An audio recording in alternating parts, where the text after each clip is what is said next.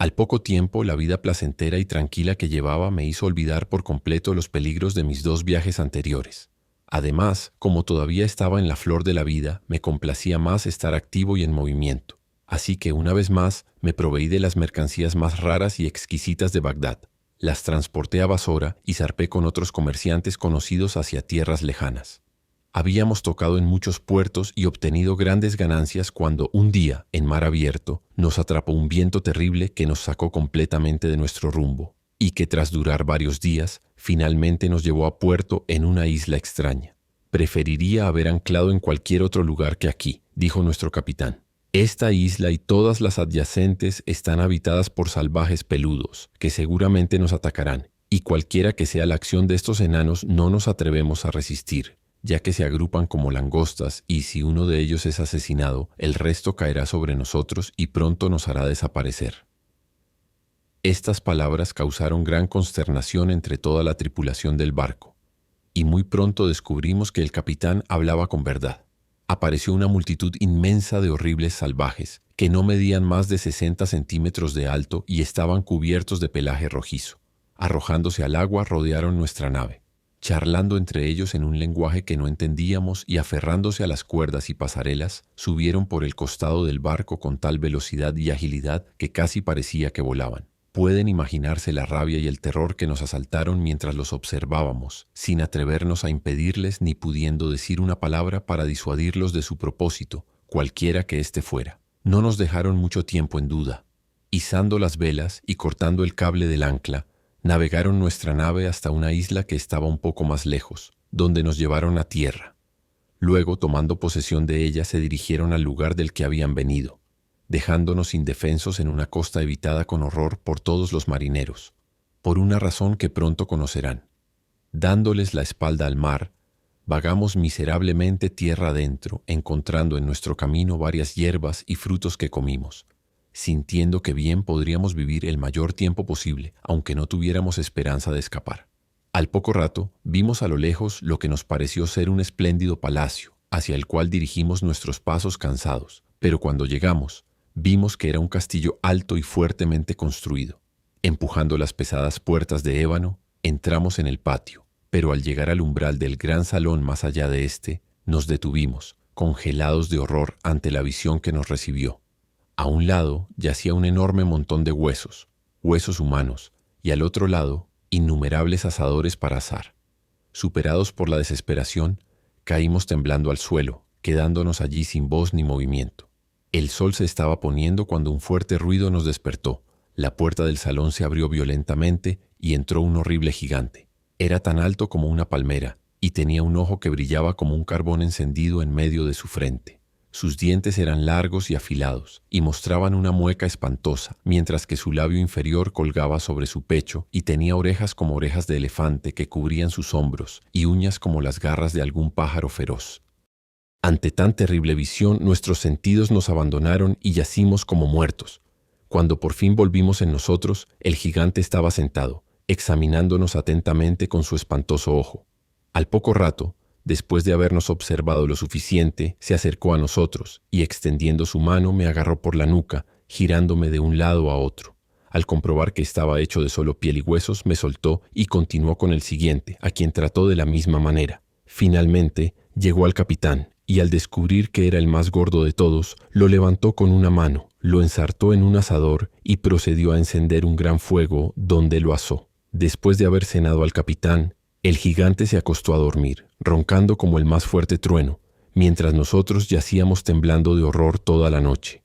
Cuando amaneció se despertó y salió, dejándonos en el castillo. Cuando creímos que se había ido realmente, nos pusimos de pie, lamentando nuestro horrible destino, haciendo eco el salón con nuestros desesperados gritos.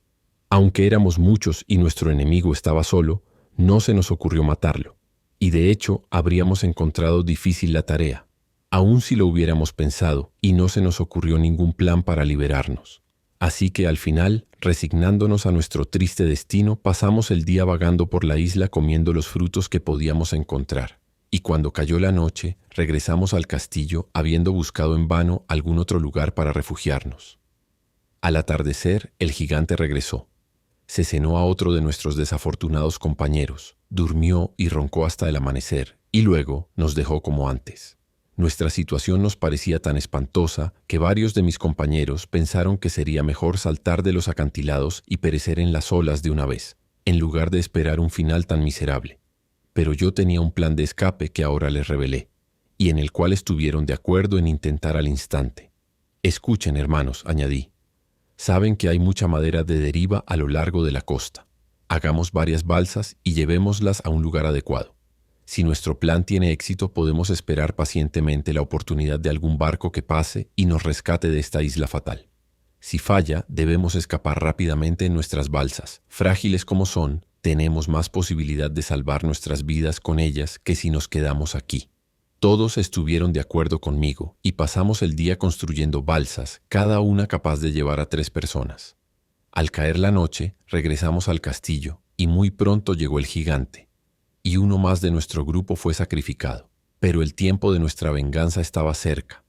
Tan pronto como terminó su horrible cena, se acostó a dormir como antes, y cuando escuchamos que comenzaba a roncar, yo y 9 de los más valientes de mis compañeros nos levantamos suavemente, tomando cada uno un asador que habíamos calentado al rojo vivo en el fuego, y luego, a una señal dada, lo hundimos de un solo golpe en el ojo del gigante, dejándolo completamente ciego. Emitiendo un terrible grito, saltó de pie, tratando de agarrarnos en todas direcciones, pero todos habíamos huido en diversas direcciones tan pronto como terminamos la hazaña, y nos tiramos al suelo en rincones donde era poco probable que nos tocara con los pies.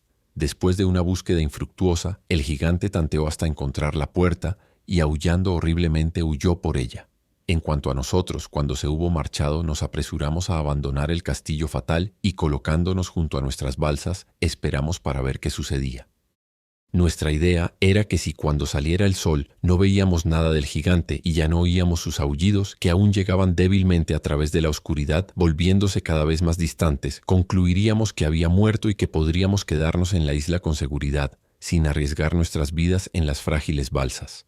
Pero ¡ay! La luz de la mañana nos mostró a nuestro enemigo acercándose, sostenido por 2 gigantes casi tan grandes y temibles como él, mientras una multitud de otros los seguían de cerca. Sin dudar más, nos subimos a nuestras balsas y remamos con todas nuestras fuerzas mar adentro.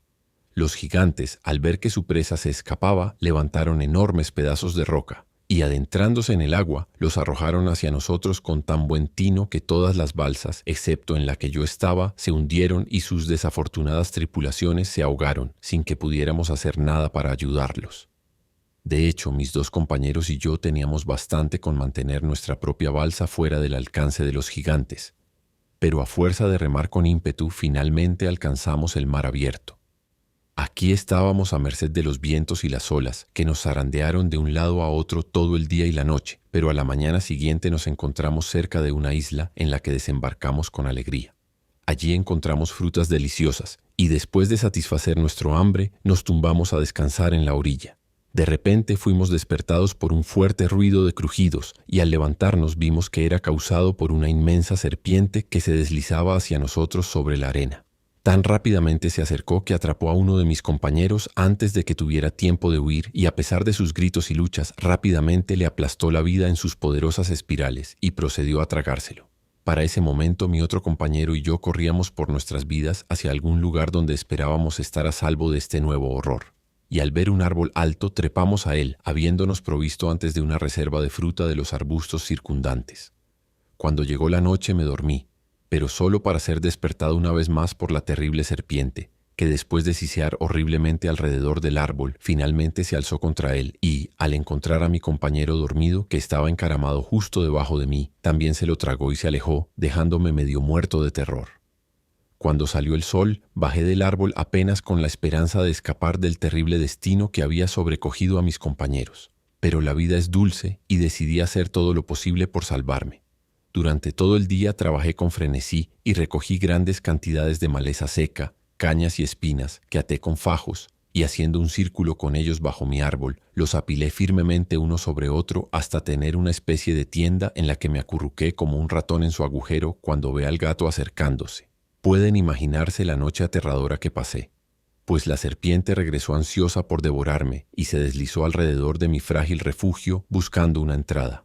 cada momento temía que lograra empujar a un lado algunos de los fajos, pero afortunadamente para mí se mantuvieron juntos y cuando amaneció, mi enemigo se retiró, frustrado y hambriento, a su guarida. En cuanto a mí, estaba más muerto que vivo. Temblando de miedo y casi asfixiado por el aliento venenoso del monstruo, salí de mi tienda y me arrastré hasta el mar, sintiendo que sería mejor lanzarme desde los acantilados y acabar con mi vida de inmediato que pasar otra noche semejante de horror. Pero para mi alegría y alivio, vi un barco navegar cerca, y gritando desaforadamente y agitando mi turbante, logré atraer la atención de su tripulación.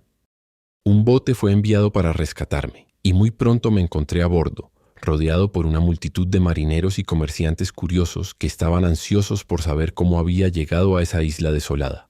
Después de contarles mi historia, me ofrecieron la mejor comida disponible en el barco, y el capitán, al ver que estaba vestido con harapos, generosamente me regaló uno de sus propios abrigos. Después de navegar durante un tiempo y de haber hecho escala en varios puertos, llegamos finalmente a la isla de Salahat, donde la madera de sándalo crece en gran abundancia. Echamos anclas, y mientras observaba a los comerciantes desembarcar sus mercancías y prepararse para venderlas o intercambiarlas, el capitán se me acercó y me dijo: «Tengo aquí, hijo hermano, unas mercancías que pertenecen a un pasajero mío que ha muerto. ¿Me harías el favor de comerciar con ellas? Cuando me encuentre con sus herederos, podré entregarles el dinero, aunque será justo que tú recibas una parte por tu esfuerzo». Acepté con gusto, ya que no me gustaba estar ocioso. Entonces el capitán me señaló los fardos y envió a buscar a la persona encargada de llevar el registro de las mercancías del barco. Cuando llegó este hombre, preguntó a nombre de quién debían registrarse las mercancías. «A nombre de Simbad el marino», respondió el capitán. Al oír esto me sorprendí mucho, pero al mirarlo detenidamente reconocí que era el capitán del barco en el que había hecho mi segundo viaje, aunque había cambiado mucho desde entonces. En cuanto a él, creyéndome muerto, no era de extrañar que no me hubiera reconocido. «Entonces, capitán», le dije, «¿el comerciante dueño de esos fardos se llamaba Simbad?» «Sí», respondió, «así se llamaba. Era de Bagdad y se unió a mi barco en Balsora, pero por desgracia fue dejado atrás en una isla desierta donde habíamos desembarcado para llenar nuestros barriles de agua, y no fue hasta 4 horas después que se notó su ausencia. Para entonces el viento había arreciado y era imposible regresar por él. ¿Supone que pereció entonces?», y pregunté. «Ay, sí», contestó. «Pero capitán», exclamé, «no mire bien. Yo soy ese Simbad que se quedó dormido en la isla y se despertó para encontrarse abandonado». El capitán me miró asombrado, pero pronto se convenció de que yo estaba diciendo la verdad y se alegró enormemente de mi escape. «Me alegra al menos quitarme ese descuido de la conciencia», dijo. «Ahora toma tus bienes y las ganancias que he hecho para ti con ellos, y que prosperes en el futuro». Las acepté con gratitud, y mientras íbamos de una isla a otra, llené mi almacén de clavos, canela y otras especias. En un lugar vi una tortuga que medía 20 codos de largo y otros tantos de ancho. También vi un pez que parecía una vaca y cuya piel era tan gruesa que se usaba para hacer escudos. Otro pez que vi tenía la forma y el color de un camello. Así, poco a poco, volvimos a Basora, y regresé a Bagdad con tanto dinero que ni siquiera podía contar, además de tesoros sin fin. Hice grandes donaciones a los pobres y compré muchas tierras para añadir a las que ya poseía, y así terminó mi tercer viaje. Cuando Simbad terminó su relato, entregó otros 100 sequíes a Hindbad, quien luego se marchó junto con los demás invitados. Pero al día siguiente, cuando todos se hubieron reunido nuevamente y la fiesta hubo terminado, su anfitrión continuó narrando sus aventuras. Si te ha gustado este relato, no olvides suscribirte y darle me gusta para más contenido de literatura universal. Da clic en el recuadro que se encuentra en la pantalla para continuar con el siguiente relato de Las Mil y Una Noches.